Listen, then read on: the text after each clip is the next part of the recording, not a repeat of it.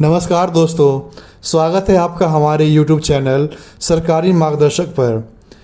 क्या आपको school college में स्कॉलरशिप के लिए या किसी सरकारी योजना का फ़ायदा उठाने के लिए आय प्रमाण पत्र यानी इनकम सर्टिफिकेट की ज़रूरत है? तो ये वीडियो आपके लिए है। आज हम जानेंगे कि बिहार में 2025 में आप घर बैठे कैसे आय प्रमाण पत्र के लिए ऑनलाइन आवेदन कर सकते हैं। वीडियो को पूरा देखिए ताकि कोई स्टेप मिस ना हो। आय प्रमाण पत्र होता क्या है? देखिए दोस्तों, आय प्रमाण पत्र एक सरकारी दस्तावेज होता है जो ये बताता है कि आपकी या आपके परिवार की सालाना कमाई कितनी है। इसका इस्तेमाल होता है छात्रवृत्ति या स्कॉलरशिप लेने में, आरक्षण से जुड़ी सेवाओं में, सरकारी योजनाओं जैसे मुख्यमंत्री आवास योजना, राशन कार्ड या गैस सब्सिडी के लिए, सरकारी नौकरी के आवेदन में भी कई बार ज़रूरी होता है। अब बात करते हैं कि इसके लिए आपको क्या क्या डॉक्यूमेंट्स चाहिए, जैसे कि मतदाता पहचान पत्र, Aadhaar card, MNREGA job card, driving licence, PAN card, passport, service पहचान पत्र, पासबुक या स्मार्ट कार्ड, स्वास्थ्य बीमा स्मार्ट कार्ड, पेंशन दस्तावेज, सरकारी पहचान पत्र इत्यादि। इन सब में से किसी एक डॉक्यूमेंट की ज़रूरत होगी। आप चाहे तो अन्य डॉक्यूमेंट्स भी आप इसमें लगा सकते हैं। तो आपको सभी डॉक्यूमेंट्स की एक साफ फ़ोटो खींचकर या स्कैन कर कर रख लीजिए। जब हम फॉर्म अप्लाई करेंगे उस टाइम पे इन डॉक्यूमेंट्स की हमें ज़रूरत पड़ेगी। आइए हम बात करते हैं कि आप ऑनलाइन आवेदन कैसे कर सकते हैं। तो आप अपने मोबाइल फ़ोन या कंप्यूटर में कोई भी ब्राउज़र ओपन कर लीजिए जो आप यूज़ करते हो, जैसे क्रोम हो गया, मोजिला या फिर एज ब्राउज़र। उसके बाद आपको एक वेबसाइट ओपन करनी है जो है serviceonline.bihar.gov.in। वहाँ पर आपको रजिस्ट्रेशन करना होगा, फिर लॉगिन करना होगा। आप चाहे तो बिना लॉगिन किए हुए भी आप अप्लाई कर सकते हैं। अब आय प्रमाण पत्र के लिए आवेदन करें वाले ऑप्शन पर क्लिक करना होगा। आवेदन फॉर्म में पूछी गई जो जानकारी है उसको भरना होगा, जैसे नाम, पता, पिता का नाम, इनकम डिटेल्स इत्यादि। उसके बाद आपको डॉक्यूमेंट अपलोड करने होंगे, फिर सबमिट बटन पर क्लिक करेंगे। उसके बाद आपको एक्नॉलेजमेंट नंबर मिलेगा जिससे आप स्टेटस ट्रैक कर सकते हैं। तो दोस्तों, आइए चलते हैं हम अपने कंप्यूटर स्क्रीन पे। आप अपने मोबाइल या कंप्यूटर में अपना ब्राउज़र ओपन कर लीजिए। उसके बाद आपको सर्च करना होगा RTPS बिहार। आपके सामने ये सर्च रिजल्ट आ जाएगा, जहां पर आप देखेंगे कि सबसे ऊपर आपको बिहार गवर्नमेंट की एक वेबसाइट दिखाई देगी जो है serviceonline.bihar.gov.in। आपको इसे ओपन कर लेना है। इसका लिंक मैं आपको नीचे डिस्क्रिप्शन बॉक्स में भी दे दूंगा। आप वहां पर क्लिक कर कर उसे ओपन कर सकते हैं। तो आइए इसे ओपन करते हैं हम। आपके सामने ये एक वेबसाइट ओपन हो जाएगी। फिर आप यहाँ पर आपको देखेंगे कि एक लॉगिन का ऑप्शन दिखाई दे रहा है। आप लॉगिन बटन पर क्लिक कर लेंगे। उसके बाद यहाँ पर आपका आईडी और पासवर्ड डालकर आप लॉगिन कर सकते हैं। अगर आप पहली बार इस वेबसाइट को यूज़ कर रहे हैं तो आपको वहाँ पर रजिस्ट्रेशन करने का ऑप्शन दिखेगा। तो आप अपना मोबाइल नंबर और ईमेल आईडी डालकर एक नया पासवर्ड क्रिएट करके फिर आप वहाँ पर रजिस्ट्रेशन कर लेंगे। उसके बाद वापस आपको यहाँ पे आना है और इधर आपको देखेंगे कि एक ऑप्शन दिखाई दे रहा है ऑनलाइन आवेदन का। तो आप इस ऑनलाइन आवेदन वाले मेन्यू पे आएंगे। फिर यहाँ पर आपको लोक सेवाएं पे आना होगा। उसके बाद सामान्य प्रशासन विभाग पे। उसके बाद यहाँ पर आपको तीसरे नंबर पे आप देखेंगे आय प्रमाण पत्र का निर्गमन, इस पे आपको आना है। उसके बाद आपको यहाँ पर अंचल स्तर पर, अनुमंडल स्तर पर और जिला स्तर पर ये 3 ऑप्शन दिखाई देगा। तो इस वीडियो में हम अंचल स्तर पर कैसे अप्लाई करेंगे इसके बारे में बात करेंगे।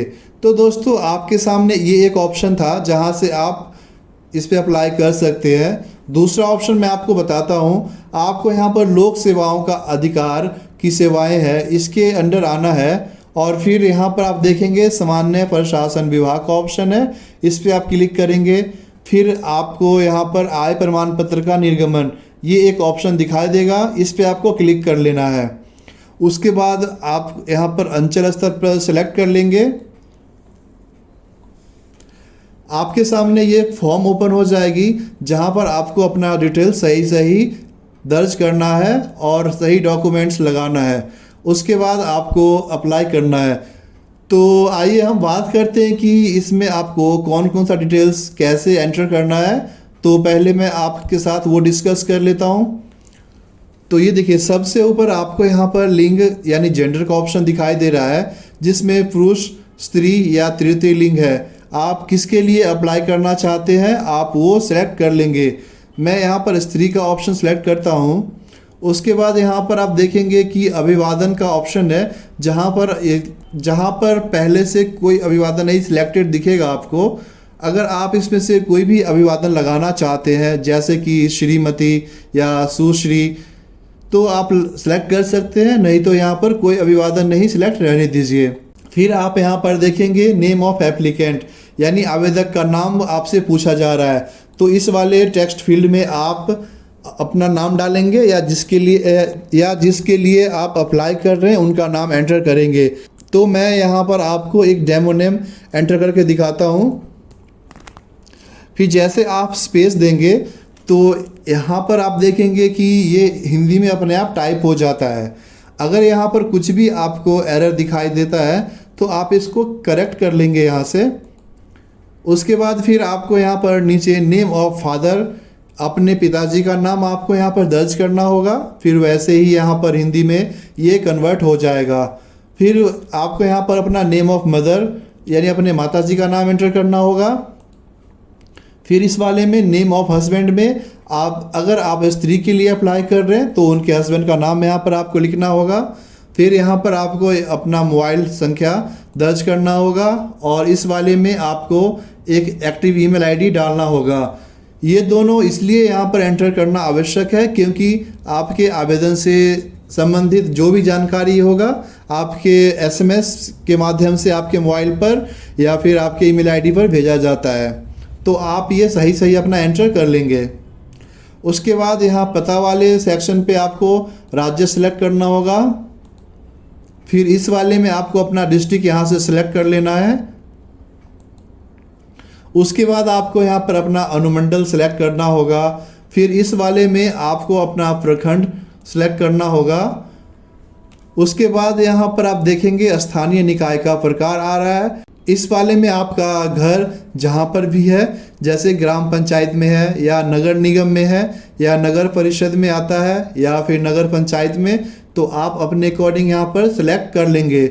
उसके बाद आपको यहाँ पर वार्ड संख्या वाले में आपका वार्ड संख्या दर्ज कर देना है। फिर आप देखेंगे यहाँ पर ग्राम मोहल्ला में आपको अपना ग्राम या मोहल्ला यहाँ पर लिख लेना होगा। फिर डाकघर वाले में आपको यहाँ पर अपना डाकघर लिखना है। फिर थाना में आपको अपना थाना यहाँ से सिलेक्ट कर लेना होगा। फिर पिन कोड वाले में आप अपना पिन कोड यहाँ पर एंटर कर लेंगे। उसके बाद आप यहाँ पे देखेंगे आवेदक का फ़ोटो पूछा जा रहा है, तो आप अपना एक फ़ोटोग्राफ्स यहाँ से चूज फाइल वाले ऑप्शन पर क्लिक करके अपलोड कर सकते हैं। नहीं तो सीधा आपको यहाँ पे कैमरा वाले बटन पर क्लिक करके यहाँ पे कैमरा से क्लिक करने का ऑप्शन आ जाएगा। उसके बाद यहाँ पर आधार संख्या दर्ज करने के लिए कह रहा है।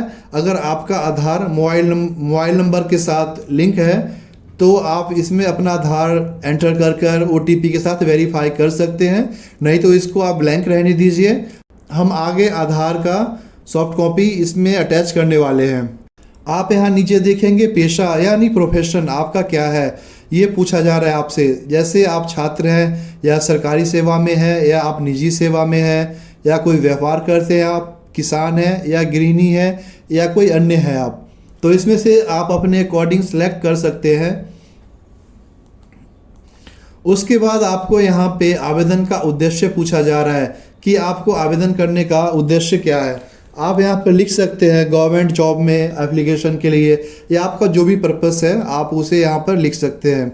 जैसे यहाँ पर आपसे पूछा जा रहा है सरकारी सेवा से आय, कृषि से आय या व्यावसायिक आय या अन्य स्रोतों से आय, तो आपके केस में किस चीज़ से आपका इनकम हो रहा है आप वो यहाँ पर दर्ज करेंगे और कितना इनकम हो रहा है आप यहाँ पे एंटर कर लेंगे।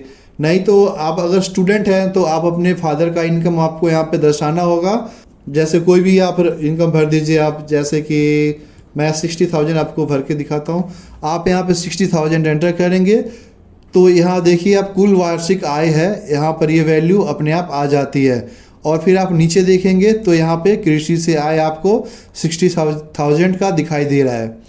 तो ऐसे ही आप जो भी इनकम आपका होगा आप वहाँ पे ये दर्ज कर देंगे तो ये सारी डिटेल्स अपने आप आपको यहाँ पे दिख जाएगी। उसके बाद आप यहाँ पे स्व घोषणा में आप देख लेंगे कि जानकारी सही है। आप एक बार इसे पढ़ लेंगे, उसके बाद नीचे आएंगे तो आई एग्री का जो बॉक्स है आप उसे टिक रहने देंगे। अगर आपके केस में ये टिक नहीं है तो आप इसे यहाँ से क्लिक करके इस चेक बॉक्स को आप क्लिक करके इसे आप सेलेक्ट कर सकते हैं। उसके बाद आपको यहाँ पर नीचे वर्ड वेरिफिकेशन में ये जो नंबर आ रहा है ये बिल्कुल सही आपको देखकर यहाँ पे एंटर कर लेना है। अपना फॉर्म फिल करने के बाद आप अपनी जानकारी एक बार चेक कर लेंगे कि सब कुछ सही भरा हुआ है कि नहीं।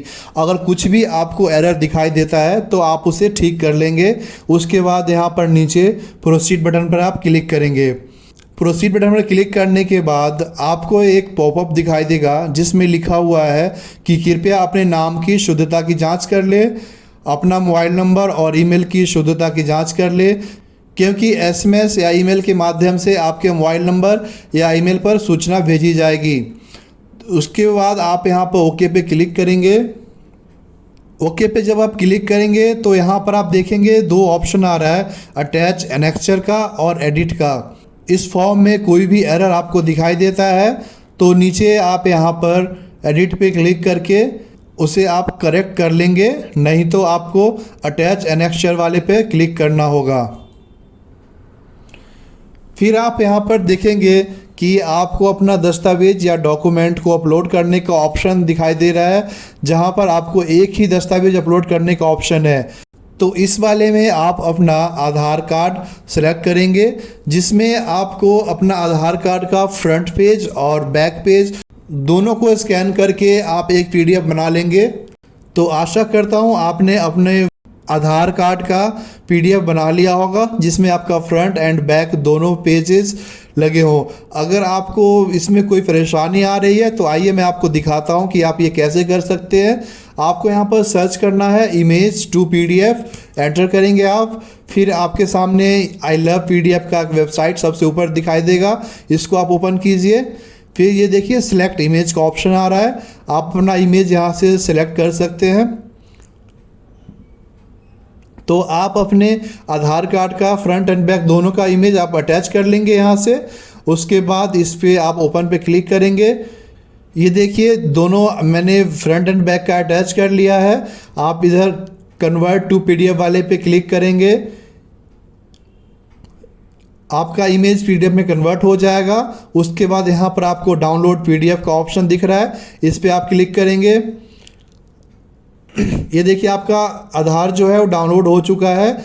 इसको आप ओपन करके चेक कर लीजिए, आपके आधार कार्ड का फ्रंट एंड बैक दोनों ही एक पीडीएफ में अटैच हो चुका है। तो अब आप इसको यहाँ से अपना आधार कार्ड सेलेक्ट करेंगे, फिर इधर चूज फाइल वाले ऑप्शन पे आप अपने आधार कार्ड को सेलेक्ट कर लेंगे यहाँ से।